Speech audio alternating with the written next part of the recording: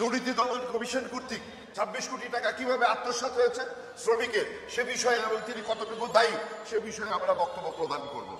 Professor doctor Mohammad Yunus সাহেব তিনি 26 কোটি টাকা একটি মামলার দণ্ডবিধি 409 দ্বারা তিনি অভিযুক্ত এবং তার বিরুদ্ধে দুর্নীতি দমন কমিশন চার্জশিট দিয়েছে।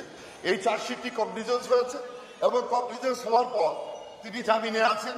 তার মামলাটি সিনিয়র স্পেশাল জাজ কোর্ট বিচারের জন্য ৪র্থ স্পেশাল কোর্টে প্রেরণ করেছেন এবং চার্জের জন্য তারিখ ফিক্স করেছেন।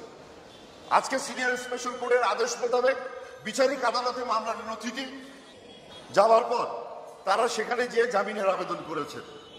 আজকে চার্জের জন্য ডেট ফিক্স ছিল। আমরা প্রসিকিউশনের পক্ষে আমরা বলেছি যে আমরা প্রস্তুত আছি। এটা 26 কোটি টাকা একটি আত্মসাতের মামলা।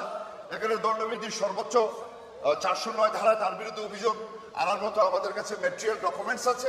আজকে চার্জ শুনানি করা হোক।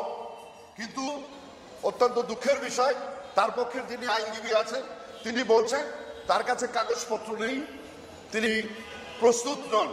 আমরা বলেছি যে আপনারা এই প্রফেসর সাহেবের মামলায় এসছেন, নিশ্চয়ই আপনারা প্রস্তুত হয়ে এসছেন এবং আপনাদের প্রস্তুতি থাকা উচিত ছিল। তো ওনারা ডকুমেন্টসের অজুহাতে তারা মাননীয় আদালতের কাছে সময়ের আবেদন করেছে।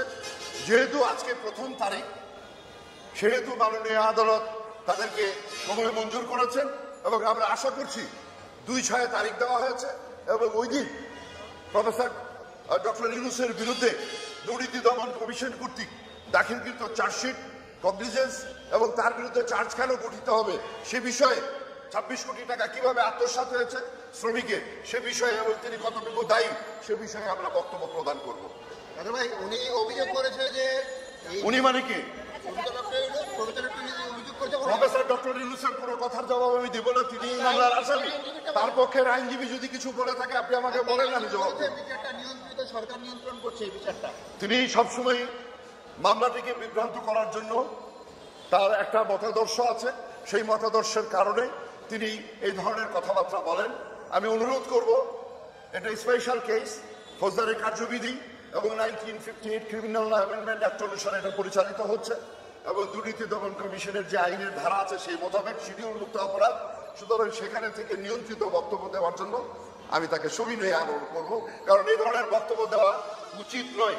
কারণ দুর্নীতি দমন কমিশন, তার পক্ষে প্রসিকিউটর অত্যন্ত মুক্তভাবে বই পুস্তকের আলোকে, রেকর্ডের আলোকে, নথির আলোকে 26 কোটি টাকা শ্রমিকের অর্থ আত্মসাতের আলোকে এই মামলা পরিচালিত হবে। আপনারা দেখবেন, দেশবাসী দেখবে, আমি সেই আলোকেই বক্তব্য দিচ্ছি।